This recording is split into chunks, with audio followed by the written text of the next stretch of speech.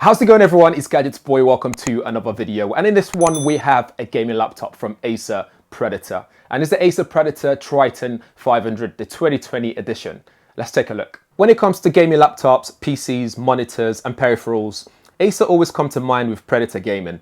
It's always a strong recommendation for me as they seem to always nail the design, usability, specs, pricing, and upgradability. Oh, is that even a word? Struggled to say that one. So we have the 2020 Predator Triton 500 gaming laptop, an incremental upgrade with a lot to offer. A subtle looking Predator gaming laptop that fits nicely in a backpack, ready to be used anywhere, anytime. It has all the bells and whistles to handle any kind of gaming you throw at it, even VR gaming if you really want to do that. And it doesn't stop there. You can even use it for your video editing needs. And according to my benchmarking tools, it's a strong recommendation from me. The Triton 500 weighs 2.1 kilograms, so don't go cancelling your gym membership just yet. It's just 18 millimeters thick when closed, pretty slim for a gaming laptop as well. In fact, when it came in this packaging, I was wondering where the laptop was, as the whole thing was really thin. With a 15-inch display, it hits the sweet spot for something you can easily just park up at home and something you can take to your local coffee shop without looking suspicious. You can also flex flat, a purpose I'm still yet to discover besides making the display easier to clean for me when it's really flat on the surface. For ports, there's a USB-C Thunderbolt, 3 USB 3 Gen 2 ports, 1 HDMI 2.0, a mini display, and 1 Ethernet port for serious gaming when Wi-Fi 6 is just not cutting it. For storage, you get a big 1TB SSD storage, so not only is it big, but it's also super fast. So when I put it through a read and write benchmarking tool, for example, it provides that experience that you need. It proves to be really good.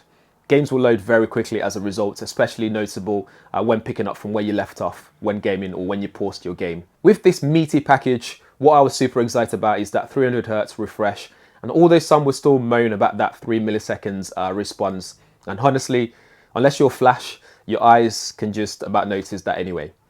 This is also great for those in esports arena, so if that's something that you do, then that's great for that. One letdown on the display though for me is that Full HD display. I wish that was a bit more.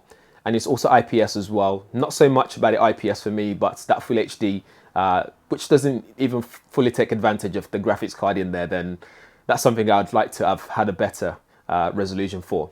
But I'd suggest you get an external monitor for using it at home because it's got a graphics card in there that can handle some serious graphics in terms of gaming.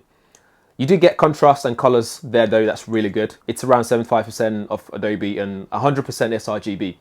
Video editors and photographers' interest will be really piqued here as it just suits their needs in that sense. It's not the brightest at just 350 nits of brightness. My Galaxy Note 20 Ultra that I'm testing right now is even brighter. But guess what? We want to go easy on the eyes when gaming for a long period of time anyway, so that's fine. The anti-reflection coating on the display is also great until it becomes really sunny, something we don't really experience much of in the UK, unfortunately. For sound, it supports DTS:X, and to be honest, serious gamers would get a pair of gaming headphones anyway, so same goes for the trackpad too. You get a gaming controller if you're a serious gamer. The keyboard is pretty nice though to type on, very bouncy and connects well with your fingers. You feel like a really nice sense of enjoyment when typing on it. For gaming, you get that WASD area that's marked out, and it also lights up as well, so if you want to customize the colors, you can do that too in the settings. When you switch it on, by the way, it makes this funky, interesting noise as well, so you better not piss off your partner because they will know every time you switch it on in the middle of the night trying to game.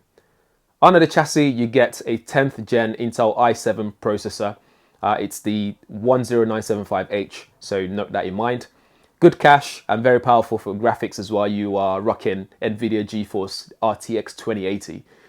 And for RAM, you get 32 gigabytes of RAM in there, which is really good. Again, loading stuff from background, running multiple applications is spot on for this laptop here. To keep it cool, there's Aeroblade 3D technology and Vortex Flow as well, which just means in layman terms is very good for gaming. It keeps the laptop cool. You can also change the settings as well. For battery, it's not the best. It won't last you that long at all, so you're better off just leaving it plugged in whenever you need to game. Putting it through some tests, so PC Mark 10, Cinebench, 3D Mark. Some tests on Time Spy as well, which I believe it's 4K. I'm not entirely sure, don't quote me on that. But anyway, they all return excellent results. So all-round gaming experience is excellent for this laptop here. And not only that, it's also excellent for video editing and every other day-to-day tasks that you might throw at it. Although that 720p webcam might not enhance your looks at all during Zoom meetings. Sorry about that. Couple of things Acer do really well is also turbo boosting and general customization of your fan and processor settings. So pressing that turbo button would just overclock your processor. And you can also set your fans as well to match. It will do that for you. Or you can do it manually using that Predator button to adjust it yourself. And you can also use it to monitor how much power you put in your GPU and CPU through as well throughout the day. It's also the software for changing your keyboard lighting as well if you want to change that at all. Did I also mention you don't get a dedicated number pad, but that's okay. The laptop remains nice and portable without that extra number keys on the side. I guess what's also important is the frame rate that I was getting, and when I was playing Forza, for example, Forza Horizon 4, and I even used their benchmarking tool, it achieved some really good frame rates that's reassuring to see as well. And for a laptop that's around £2,500, I think the Triton 500 PT51552 to be exact delivers in every way, shape or form. So that's it for the Acer Predator Triton 500. Guys, let me know what you think in the comments below. If you have any questions, drop them there as well. As always, if this is your first time on the channel, make sure you subscribe, hit the bell notification as well, so you'll be one of the first people to know every time I upload a new video up on this channel. Thanks for watching. See you in the next one.